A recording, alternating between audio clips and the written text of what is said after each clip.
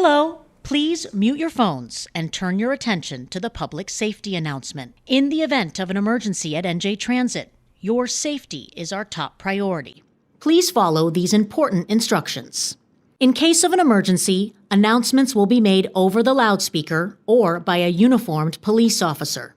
If necessary, CPR will be administered using the defibrillator.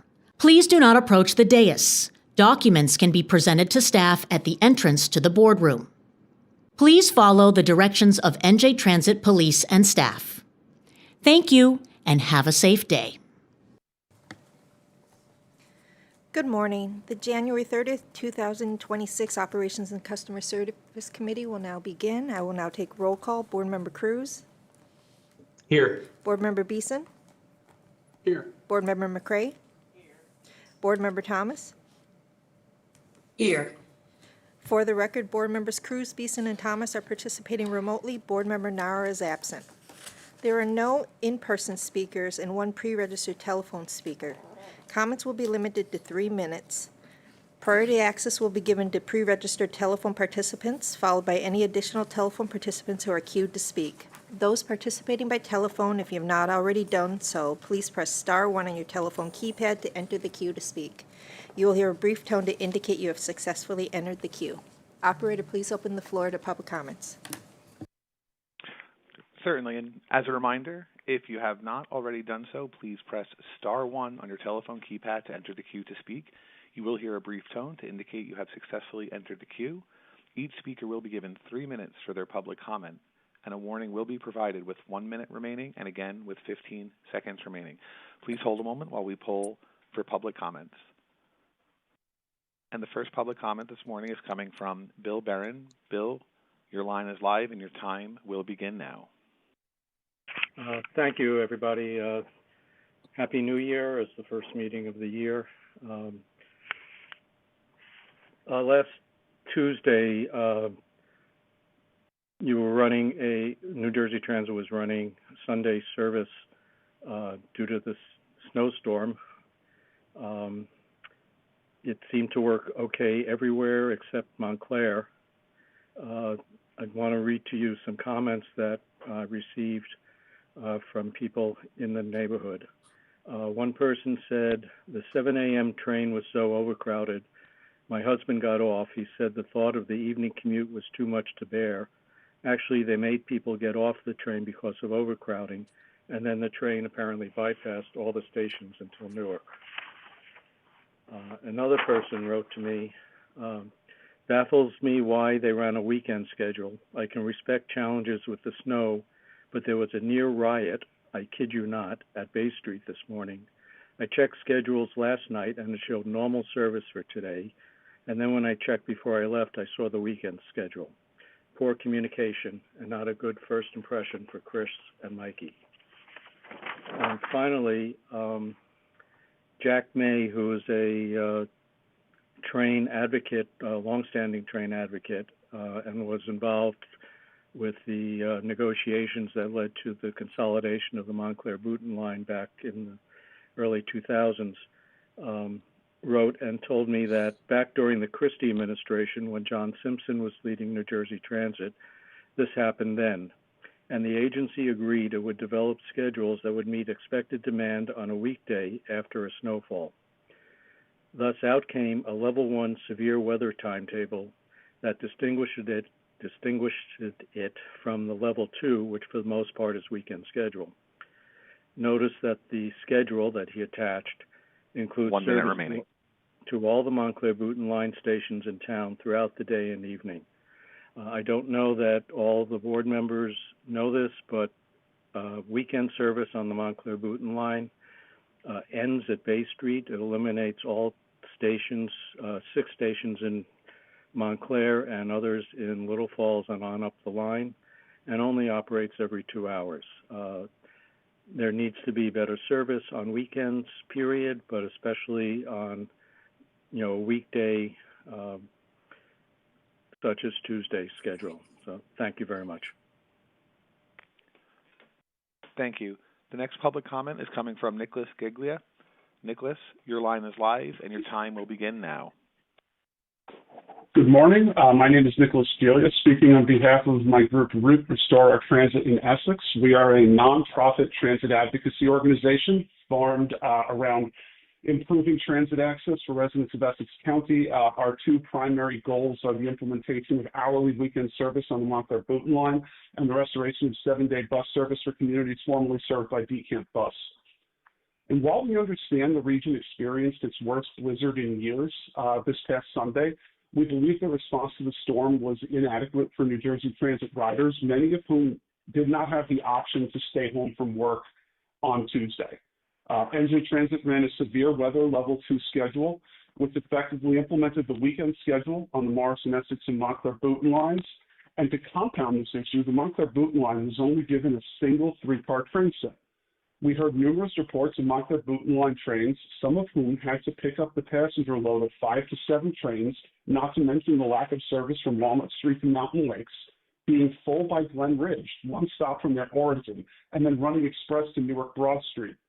We have equally heard stories of Morrison Essex riders being refused entry to packed trains at stations such as Maplewood. We believe this was an inadequate response to the snow, especially given the contingencies and responses seen from other agencies in the region. We hope for a full review of this decision and a look at how to best provide service should we experience another severe weather event this winter. We also would like to reiterate that the inadequate, infrequent, and in case of any Montclair-Boonton line passenger west of Bay Street, non-existent service on Tuesday is an accurate representation of the experience riding this line every weekend. Public transit that adds to the mental load and requires additional thinking by passengers will lead to an over-reliance on cars and trips not taken.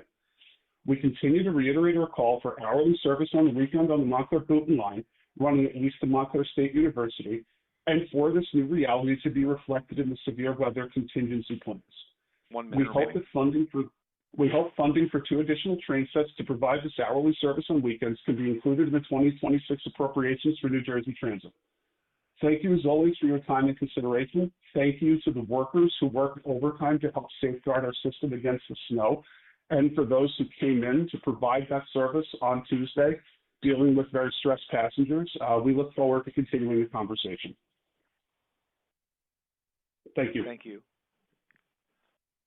Thank you. The next public comment is coming from Sally Gellert. Sally, your line is live and your time will begin now. Okay, this is Sally Jane Gellert, chairperson of the Lackawanna Coalition. Vito Havrilla is going to read the majority of our statement, but let me make a few comments. From looking ahead, with more severe winter weather expected, we urge New Jersey Transit to revisit and strengthen its contingency plans for the Montclair-Boonton, Pascack Valley, and Morrison-Essex lines to ensure equitable service, adequate capacity, and clear, timely communication. Riders across all lines deserve reliable and thoughtful service restoration with a less disruptive alternate schedule, the number 1 schedule, used when possible, and longer consists when the most severe restrictions are in place, as is done when a busy weekend is expected. Better communication overall is needed. From Agenda, page 31, Customer Advocate Form. Complaints about insufficient notice and information for last-minute track changes at Newark Penn Station and Newark Broad Street. Concerning Newark Broad Street, when an inbound train already posted for Track 2 is moved to Track 1, people must descend the stairs or take the elevator, traverse the corridor, and ascend the stairs or take the elevator to the island platform, especially when large crowds are required to make this change with little notice. This track change is difficult and stressful, and that could be avoided with earlier notice. It is a pattern at New Jersey Transit to be opaque, to not be transparent, to not communicate, and that really, really needs to stop. We'd like to invite everyone to our next meeting on Monday, February 23rd at 6:45 p.m. at the Summit Library and on Zoom. We will hear from Brad Payer, our treasurer, with a travelogue on his trip to the Caucasus Mountains. Our website is LackawannaCoalition.org, and we invite all to join us. Thank you. Thank you. The next public comment is from Vito Havrilla. Vito, your line is live, and your time will begin now. Hi, I'm Vito Havrola. I'm the Vice Chair and Legislative Director of the Lackawanna Coalition. So I'll be reading the first half of our statement. So Sally read the second half. So winter storm service restoration. This past weekend, New Jersey had its first major winter storm, and New Jersey Transit Services shut down at 2 p.m. on Sunday, January 25th. Services did not begin to resume until Monday afternoon. On Monday, there was no service on the Gladstone branch, Pascagoula Valley line, or the Princeton Shuttle. There was limited bus service. The only Bloomfield Avenue bus running was the number 72. There was no contract bus line. Number 76 did not run. We assumed that the Orange Garage was not ready for full service that day, so certain northern New Jersey bus routes did not run.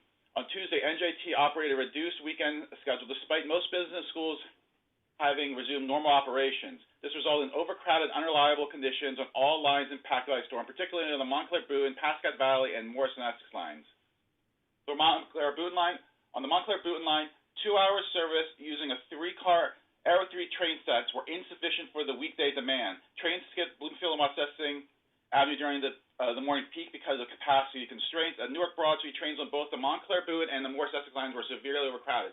Riders report that police were needed to manage crowds.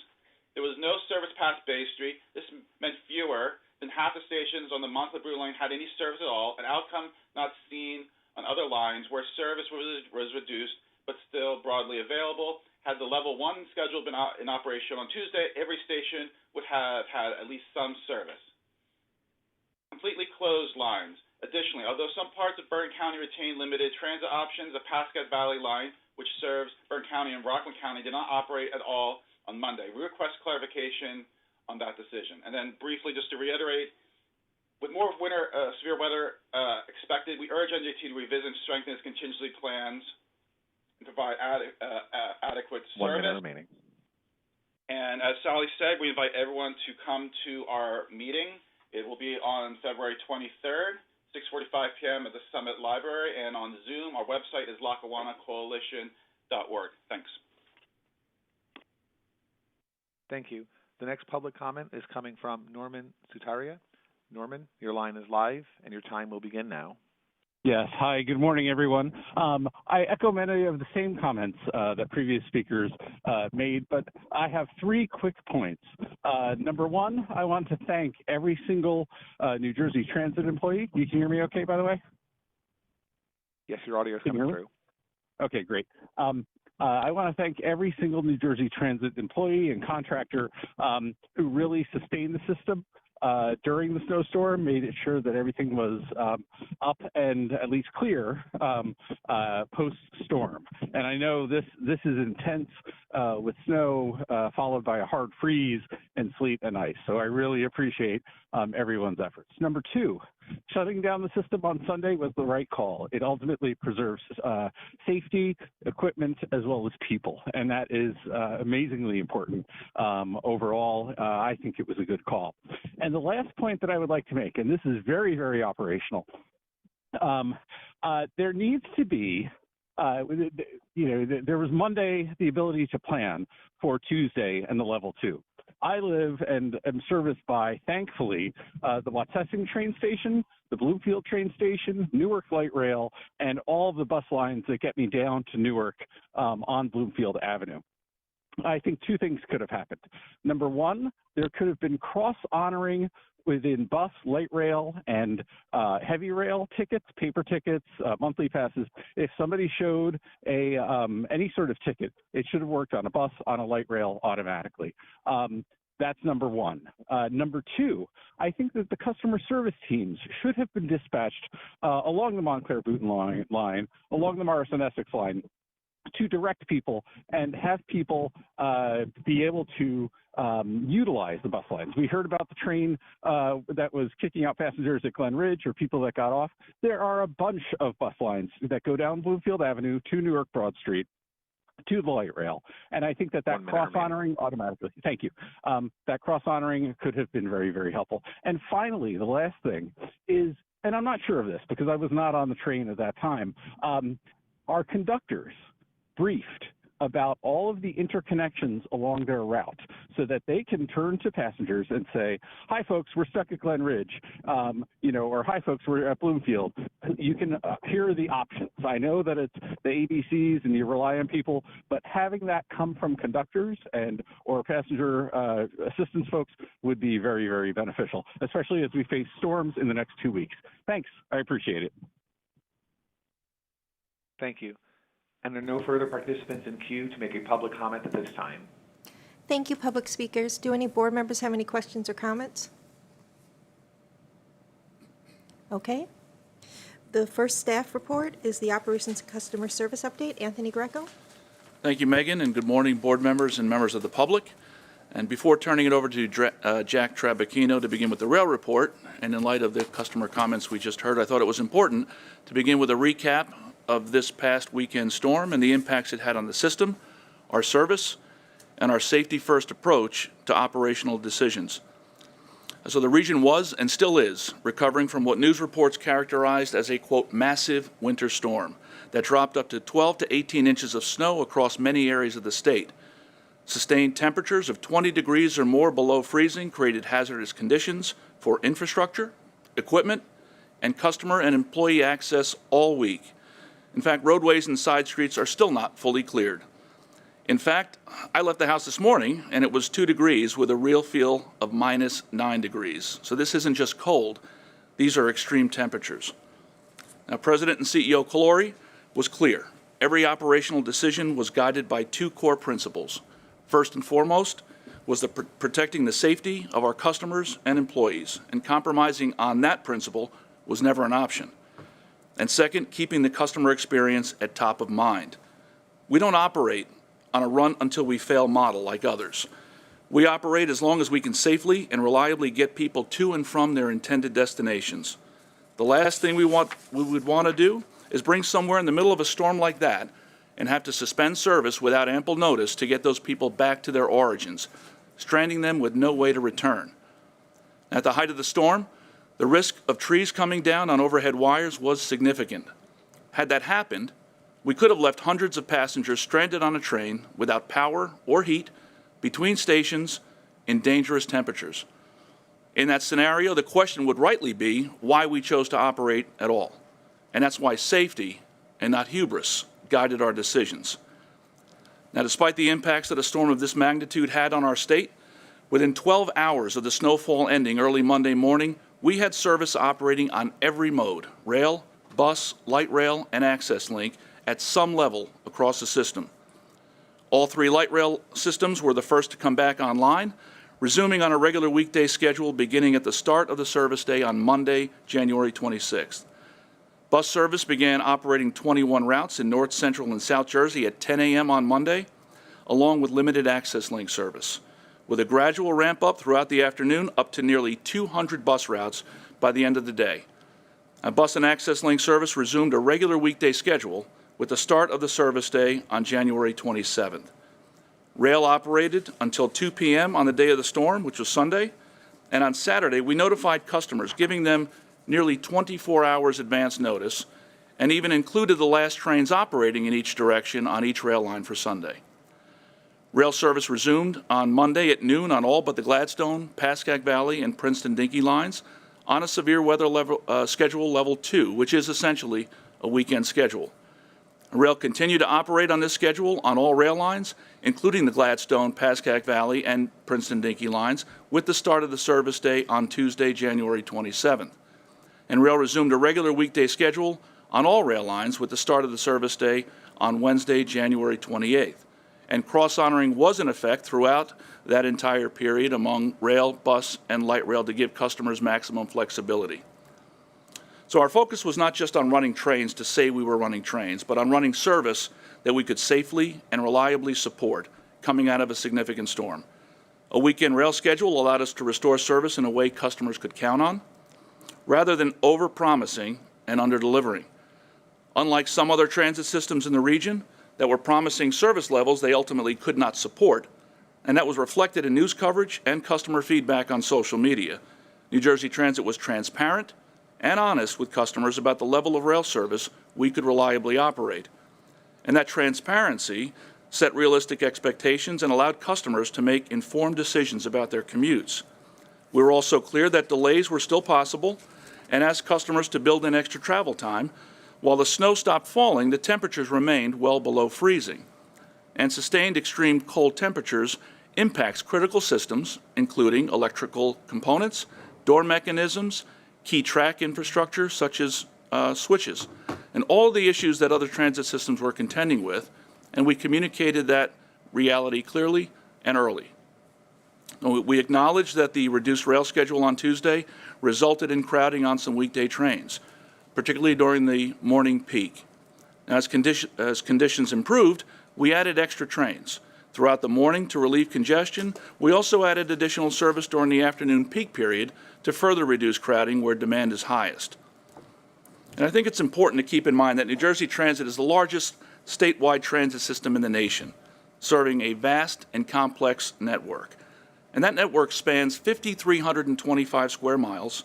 It includes more than 6,000 directional route miles on bus and over 900 directional route miles on rail alone. So safely restoring service across that much roadway, track, and infrastructure after a major winter storm is an enormous undertaking, and one we began delivering within 12 hours of the storm's conclusion. So I'll just close by saying that we understand the frustration caused by the impacts of the storm, and we sincerely appreciate our customers' patience as we continue to ramp up the restoration of full service across the system as quickly and as safely as we could. And most importantly, we want to thank our nearly 13,000 New Jersey Transit employees who worked before, during, and after the storm to keep the system and everyone who depends on it safe. From the New Jersey Transit Police Department to our crews clearing train platforms, yards, and bus facilities, to unfreezing rail switches, and literally working around the clock in sub-freezing temperatures, their efforts were nothing short of Herculean.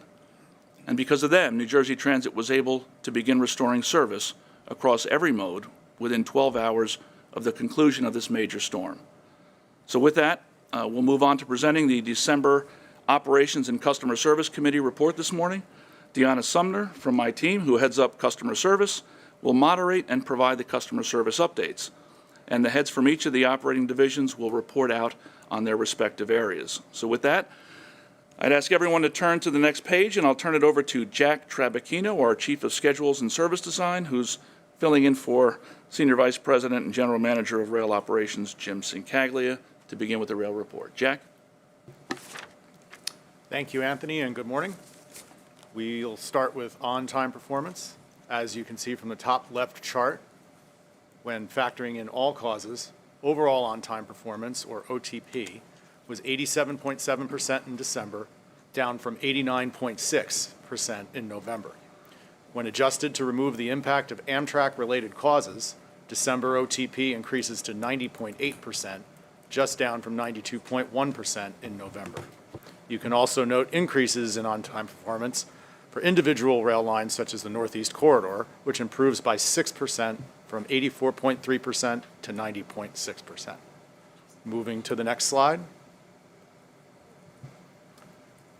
This chart provides an added illustration of OTP, as well as mean distance between failures, or MDBF, over time, and includes an on-time performance graph that is adjusted for Amtrak-related impacts. MDBF, or mean distance between failures, was 47,965 miles in December, down from 48,651 miles in November. Moving to the next slide. In December, there were 588 total cancellations, representing 3.1% of 18,743 total monthly trips, up from 351 cancellations in November, which I'll speak to in a moment. You'll notice approximately 18% of cancellations were due to unpreventable causes, which can include downed trees, flooding, other inclement weather, external utility and power failures, medical emergencies, local police activity, as well as trespasser incidents. Moving to the next slide. Moving to December rail performance by terminal and time, New York Penn Station trains reported overall on-time performance of 82.8% in December, down from 87.5% in November. Hoboken Terminal trains reported overall on-time performance of 92.2%, just down from 92.6% in November. System-wide, peak period trains OTP was 83.9% in December, down from 85.6%. Off-peak on-time performance was 88.8%, down from 89.5%, and weekend on-time performance was 90.7%, down from 94.3% in November. Moving to the next slide. Feedback regarding trip cancellations and annulments was largely related to service on the Newark Division. However, on December 2nd, service was suspended on the Morrison-Essex line due to a trespasser incident at Summit Station. In the late evening of December 26th, an Amtrak pedestrian incident occurred, affecting service during the following morning rush hour on the Northeast Corridor. Actions taken are noted on the slide. On December 4th, Amtrak overhead wire issues on the Northeast Corridor near Metuchen resulted in delays that affected service. On December 10th, Amtrak experienced overhead wire issues near Secaucus, leading to delays and the diversion of Midtown direct trains on the Morrison-Essex lines to Hoboken. On December 12th, a car became stuck on the tracks near Dover on the Morrison-Essex line, causing delays.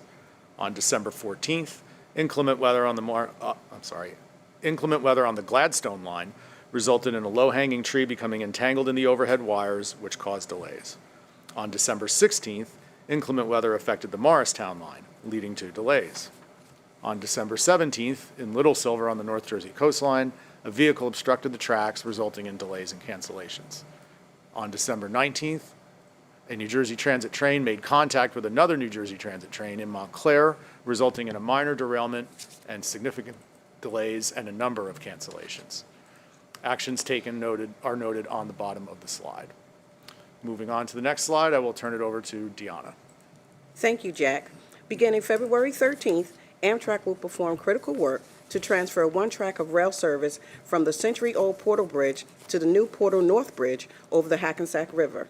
This transition marks a major milestone in the Gateway program and is an essential step toward improving long-term reliability and capacity on the Northeast Corridor. New Jersey Transit has begun communicating with customers to keep them informed about the work, the schedule adjustments beginning on Sunday, February 15th, and continuing for approximately 4 weeks to accommodate this work and what to expect as this important infrastructure improvement moves forward. Information is available at njtransit.com/portal cutover. Moving to the next slide. New Jersey Transit has taken a major step forward in advancing the SMT extension, with the Board of Directors approving $22.2 million plus a 10% contingency to complete engineering and design work for the segment between Secaucus Junction and Jersey City. This project will ultimately provide environmentally friendly transit access, linking the Meadowlands Sports and Entertainment Complex, Secaucus Junction, and Jersey City. Moving to the next slide. New Jersey Transit welcomed Auntie Anne's, Cinnamon, and Carvel to Secaucus Junction, giving customers new food options and making the commute more enjoyable with fresh pretzels, classic cinnamon rolls, and favorite ice cream treats. Santa Claus traded in his reindeer for the rails, boarding a special New Jersey Transit train for the annual Railmen for Children Santa train. He led a festive journey along the Montclair Booten line, spreading holiday cheer with presents, treats, decorations, and smiles for underprivileged children. Moving to the next slide, I will turn it over to Lance Norman for the bus report. Thank you, Deanna.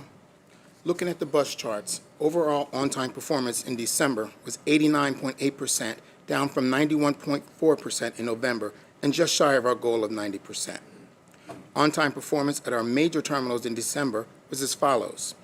Port Authority Bus Terminal's on-time performance was 86.4% in December, compared to 90.1% in November. Hoboken Terminal's on-time performance was 90.1% compared to 91.3%.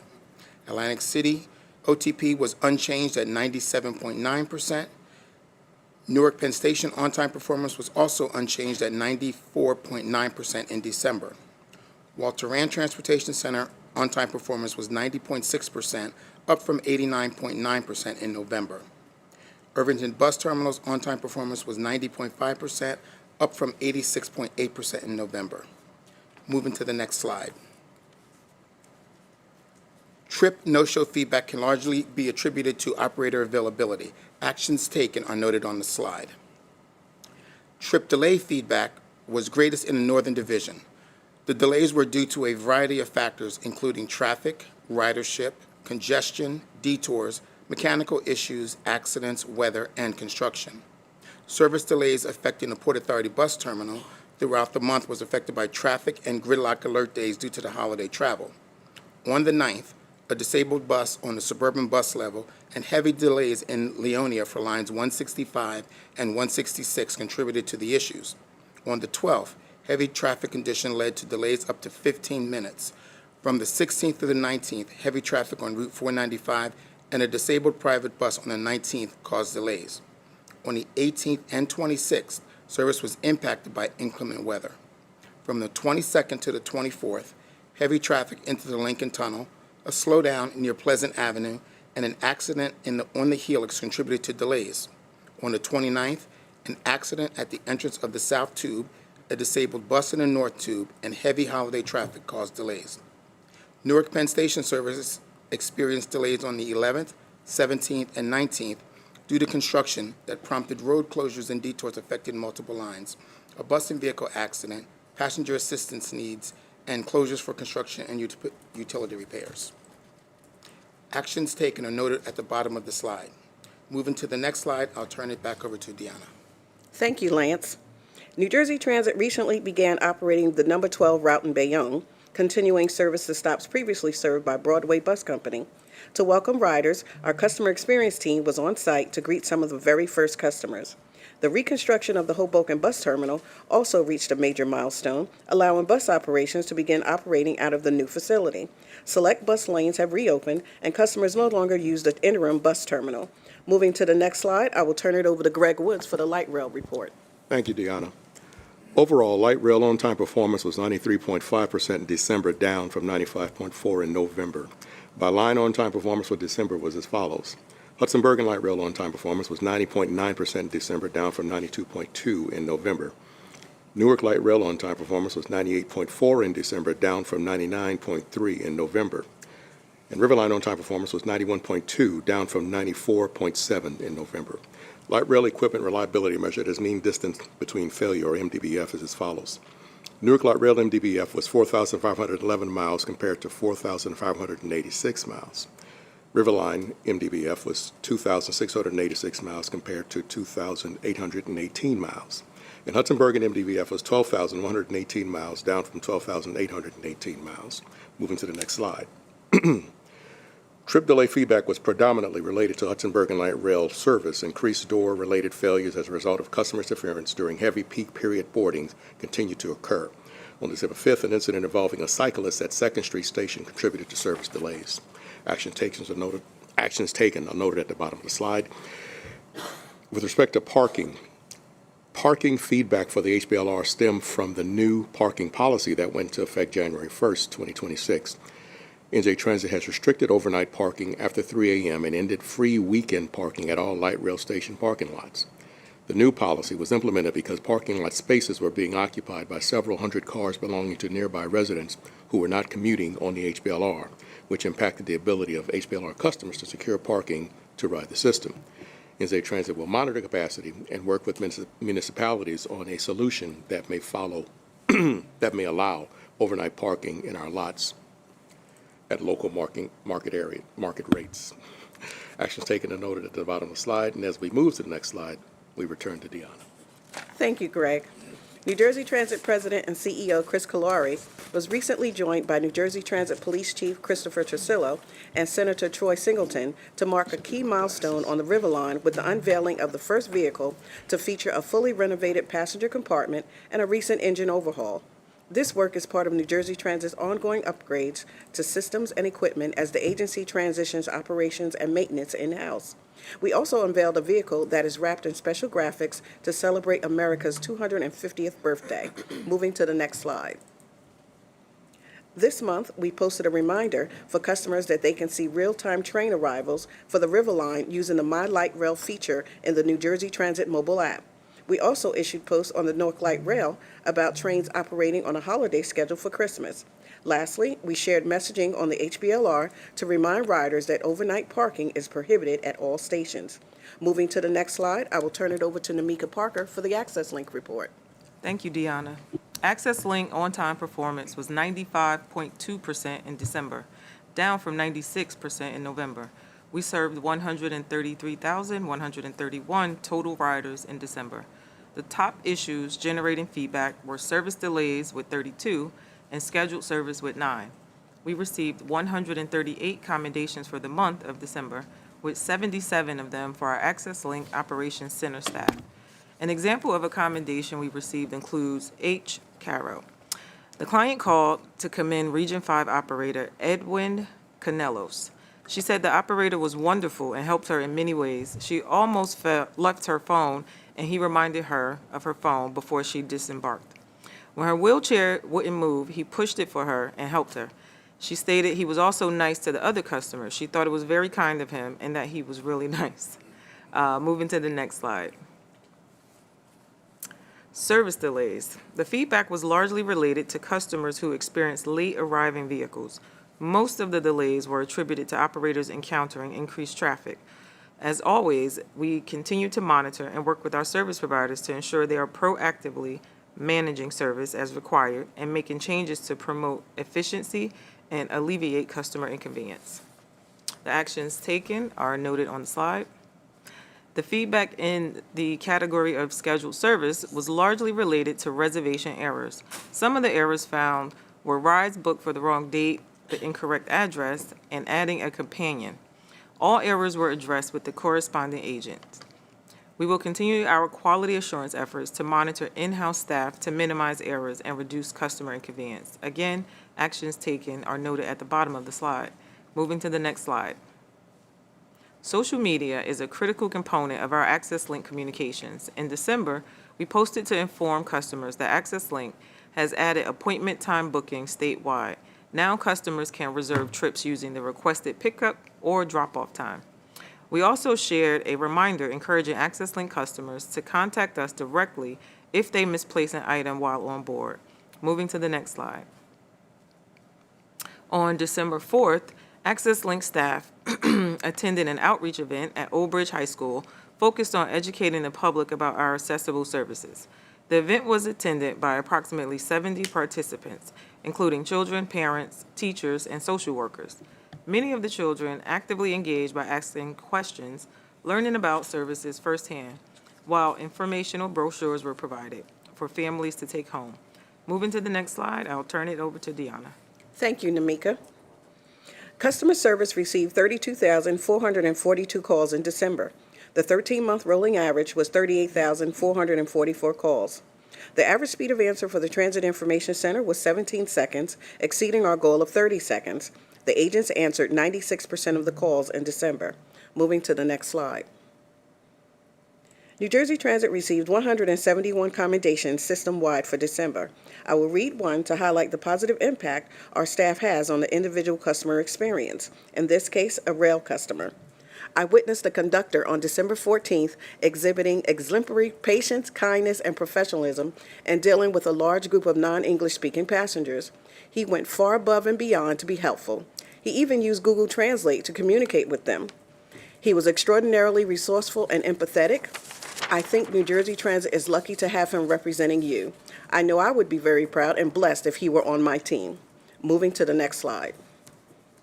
New Jersey Transit President and CEO Chris Kalari was joined by the New Jersey Transit Police Department Senior Vice President, Chief of Police and Office of Emergency Management's Christopher Trusillo, and former Premier League and Major League Soccer star Bradley Wright Phillips to announce New Jersey Transit's new 2026 Anti-Human Trafficking Awareness Campaign titled Safe Passage, which builds upon New Jersey Transit's nationally recognized 2025 initiative, Human Trafficking Isn't Always Easy to Spot.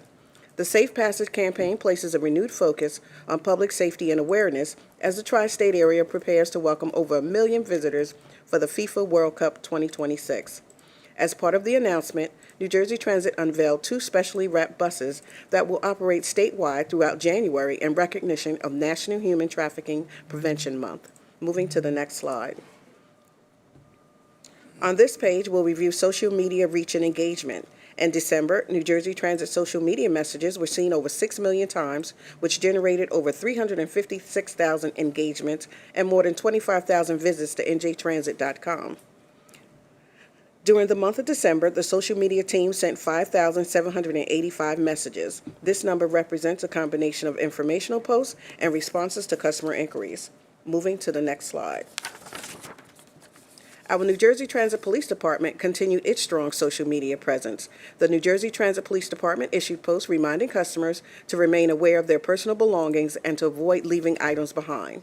Additionally, New Jersey Transit Police shared messages thanking the public for their generosity after receiving an overwhelming number of toy donations for their holiday season toy drive. Now I would like to turn it over to Deputy Chief Andrew Crow for an update on NJTPD initiatives. Thank you, Deanna. On behalf of Chief Trusillo, report the following. At this time, the NJTPD has not received any specific or credible threats to the New Jersey Transit system or areas of responsibility, including our surface transportation modes or business lines.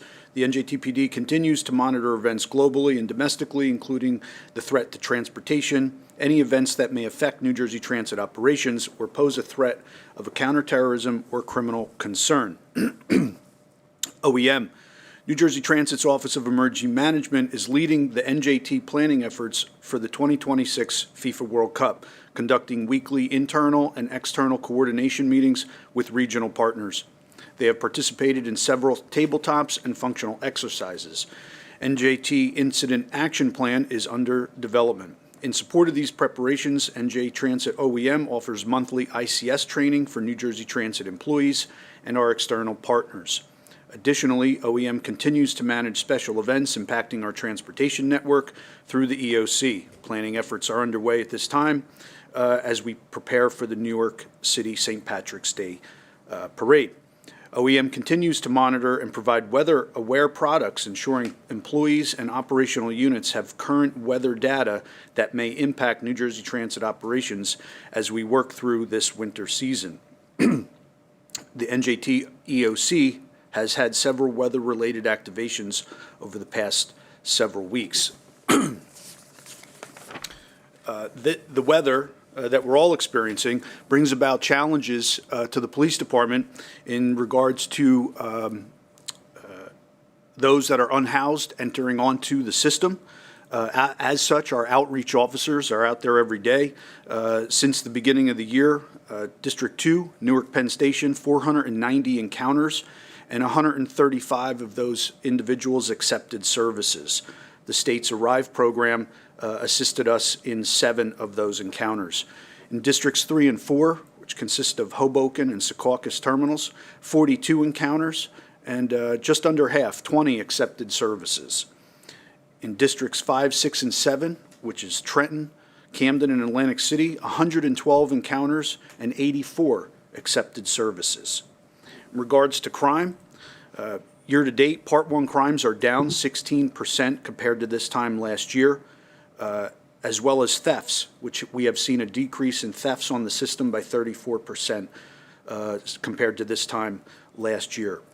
Part 2 offenses, which basically involve quality of life offenses, they've increased, but that's as a result of transit officers enforcing the quality of life issues that have a negative impact on the customer experience. These issues, more often than not, are smoking, unruly behavior, and trespassing. Since the first of this year, 153 smoking offense summonses have been issued.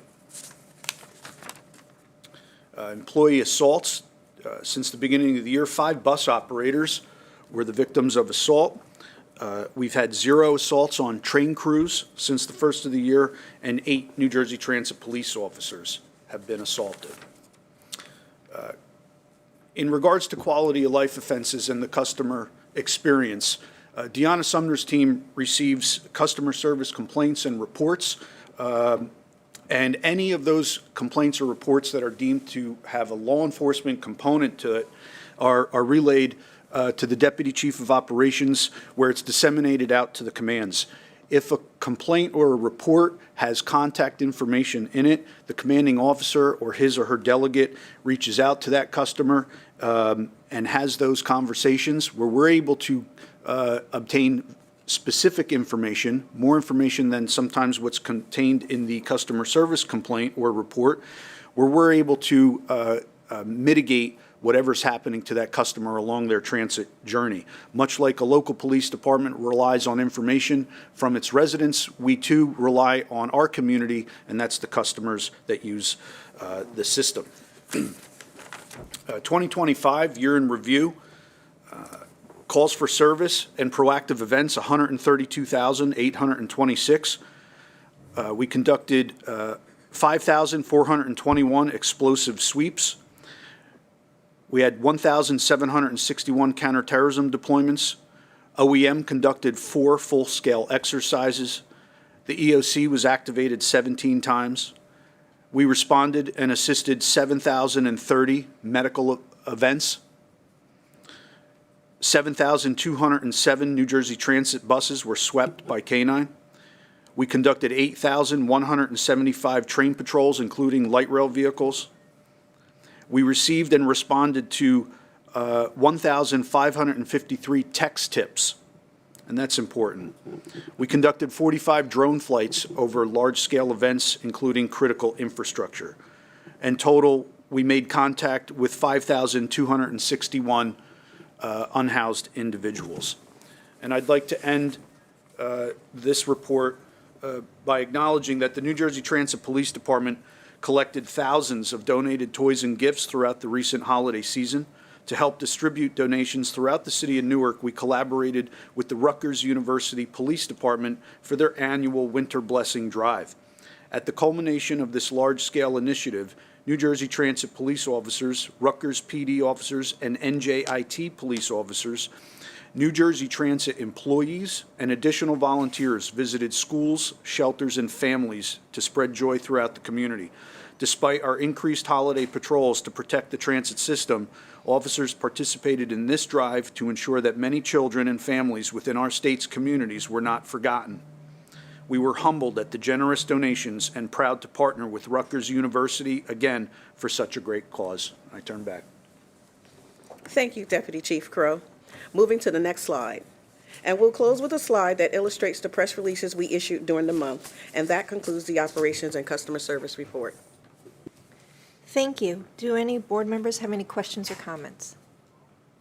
Yes, hi. I just wanted to thank the entire staff and everybody in the room today for a job well done during this recent snow emergency. So just thank you and keep up the good work.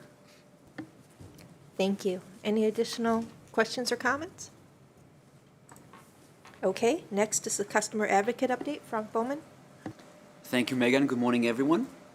I'll start by sharing a summary of the comments collected through the online Customer Advocate form in November and December, and I highlight a few key topics. On this first slide, you'll see a summary of the 48 comments collected in November. I'll mention a request for an earlier Port Authority departure on Route 165P, and I mention it because this case is a good example of how the bus planning team listened to customer feedback.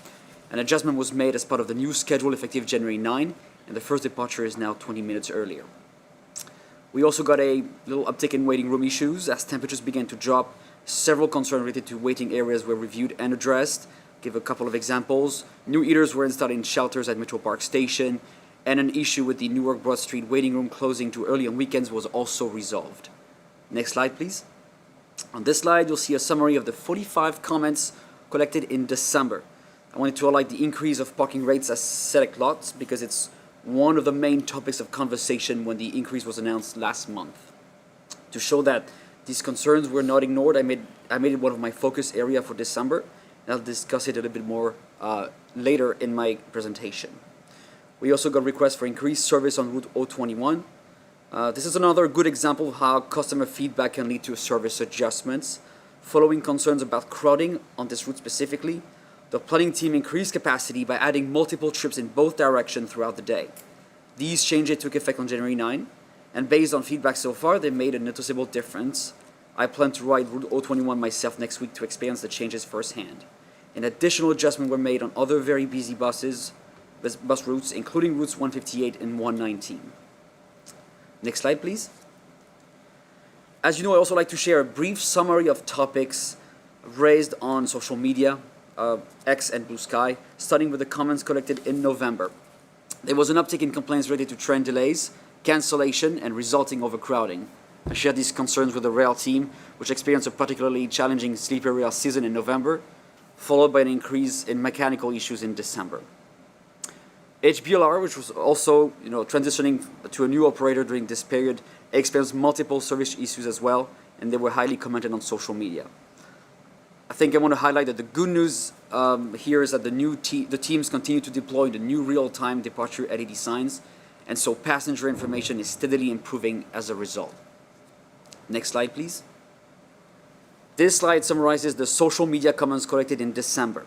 And first, I'll mention that there was strong appreciation for the return of the Flex Pass.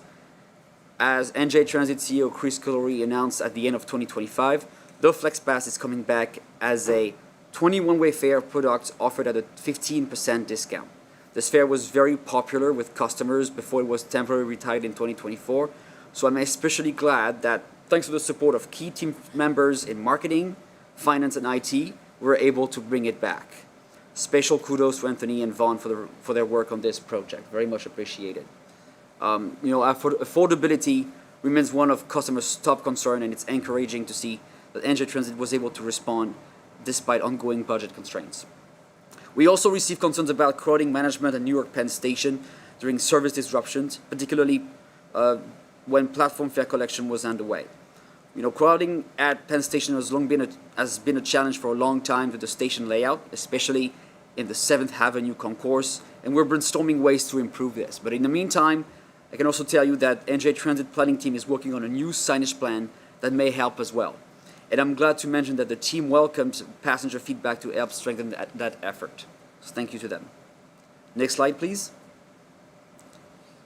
Now I'll review the key customer concern performance indicators for all modes. Because there was no committee meeting last month, I will highlight both November and December performances. I just also want to mention that December is an interesting month because although it does usually record an increase in ridership, it's not the same type of ridership, right? We do see less regular commuters, particularly for the last 2 weeks of the month, and consequently more visitors. That said, for rail, following a 28% increase in November, the number of concerns per 10,000 passengers decreased slightly in December. Despite the overall decline in concerns per rider from November to December, the Northeast Corridor did experience a significant uptick caused by mostly by service issues. Delays and cancellation levels were pretty high during the last 2 months of the year, especially compared to September. Overcrowding and closed car concerns also reached the highest level since August. Next slide, please. For light rail, for the first time in 2025, and as in December 2024 actually, the number of concerns per 10,000 riders fell below the target, declining 25% compared to November. After a sharp increase in November, the HBLR ratio dropped 28% as the new operator appears to have reduced some service issues. Newark Light Rail recorded its best performance since May, while the Riverline ratio remained relatively stable. However, I did note a slight uptick in passenger communication concerns across the 3 light rail lines. Next slide, please. For bus, following sharp declines in October and November, the number of concerns per passengers remained largely stable in December, increasing slightly by 2%. This rise was primarily driven by an uptick in concerns in the 1000 division and was spread across topics, although the ratio of cleanliness-related concerns declined again. There's strong efforts in that area. Next slide, please. For Access Link, the number of concerns per passenger ratio fell below the annual target, following a 25% drop in November and a further 10% decline in December. Region 6 was the only region to see a slight increase in concerns per rider during this 2-month period. And while service-related concerns declined, issues related to the booking process and monitoring saw a slight uptick. Next slide, please. On December 18, I hosted a listening forum at Secaucus Junction Station, and the safety team joined our efforts for a combined safety blitz event. Customers were able to share feedback about their experience across each mode and learn more about transit safety. On this slide, you'll find a brief summary of the comments we were collected, knowing that every unique comment was shared with the appropriate management teams. Customer requested higher service frequency on both rail and bus to accommodate growing ridership. They also shared concern about recurring train cancellation due to mechanical issues and equipment shortages. They requested improved passenger information across all modes, including real-time tracking and service change alerts and announcements. They showed a strong interest in initiatives to improve the onboard experience, including fleet renewal, and they requested better crowd management when boarding trains during rush hour at New York Penn Station, as I mentioned previously. Next slide, please. This month, I'd like to comment on the Access Link proposal to shorten the advanced reservation windows, currently up to 7 days before the trip. The Access Link team conducted an extensive hearing process, collecting customer feedback across the state, both in person, and on Teams. They presented the operational reason behind the proposed change, and I attended all of these meetings. I looked at the metrics, and after considering the operational benefits, the industry benchmarking, along with customer feedback, as well as actual reservation data, I would recommend that if the reduction is approved, the reservation windows be limited to no less than 5 days. So to me, this approach strikes a reasonable balance between operational stability and customer flexibility.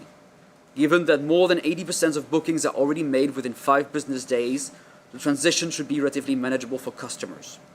Additionally, as a simple suggestion, we could introduce greater flexibility within the subscription policy. Now I'd like to return to the parking rate increase at select lots that was mentioned in one of the previous slides. I reviewed parking-related feedback from the past 2 years and worked closely with the real estate team to identify opportunities to improve the customer experience based on recurring complaint patterns. I'm happy to report that significant improvements are underway. So in addition to the fare system upgrade, which will introduce a dematerialized payment option at parking locations that do not have it yet, such as Metro Park, several other enhancements are also planned. I'll just give a few examples. Princeton Junction will see enhanced pedestrian safety at the entrance of the lot, new wayfinding signage, as well as electrical overhaul of the station building to offer outlets in the seating area. We also see LED light updates and increased wayfinding signage at Hamilton and Metro Park, and elevators modernization at Trenton as examples.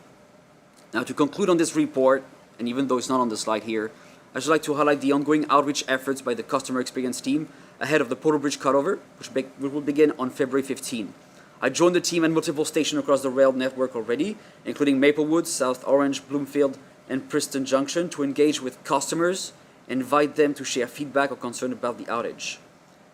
Like Diana earlier, I also encourage customers to visit njtransit.com/portal cutover to view updates, train schedules, and explore alternative travel options. We'll meet with customers at other stations in the next 2 weeks.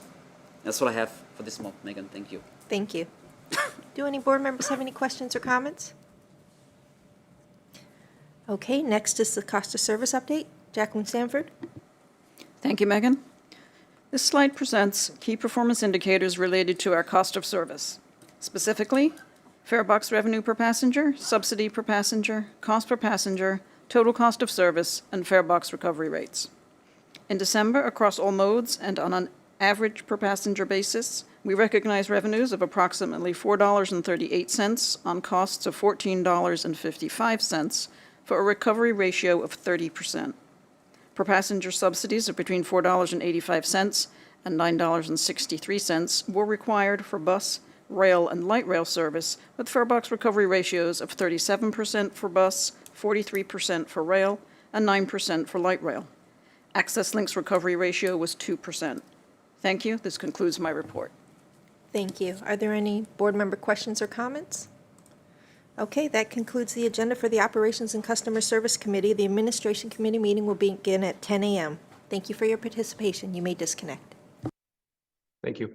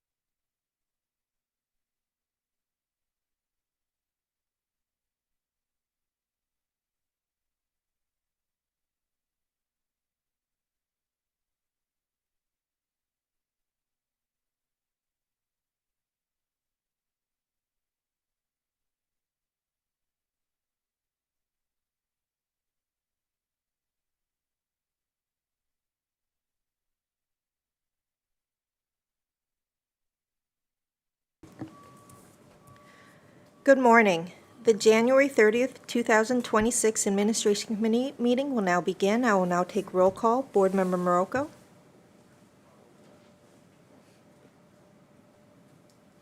I see him on there. Board Member Marocco, you're muted. Okay. Vice Chair Carson.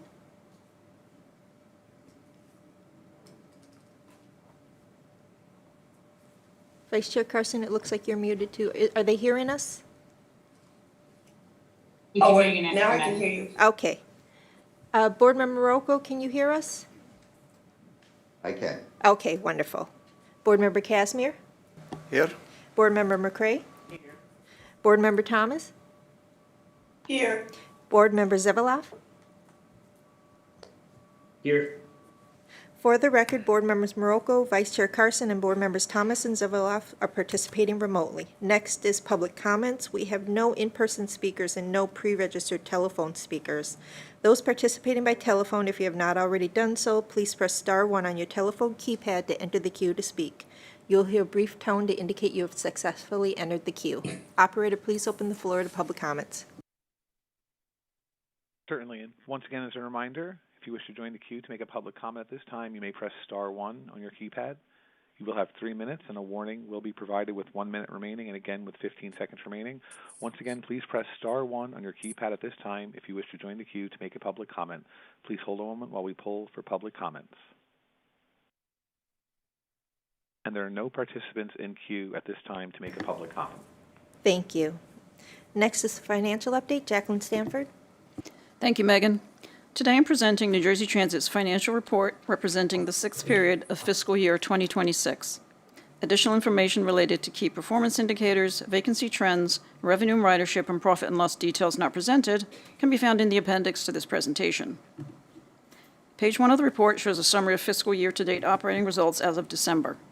New Jersey Transit saw a net loss from operations of $125.4 million and realized a $1.9 million gain due to the timing of reimbursable project revenue for a total net income of negative $123.5 million. This compares to last year when we reported a $419.9 million loss from operations, drew $472.2 million of federal COVID relief funding, and had a $1 million net negative reimbursable project revenue for a total net income of $51.3 million. Compared to budget, total operating revenues were unfavorable by $56.9 million or 3.8%. Looking at revenues by category, farebox revenue in December was $484.6 million, which was $12.2 million or 2.5% less than budget, but $37 million or 8.3% more than December of last year.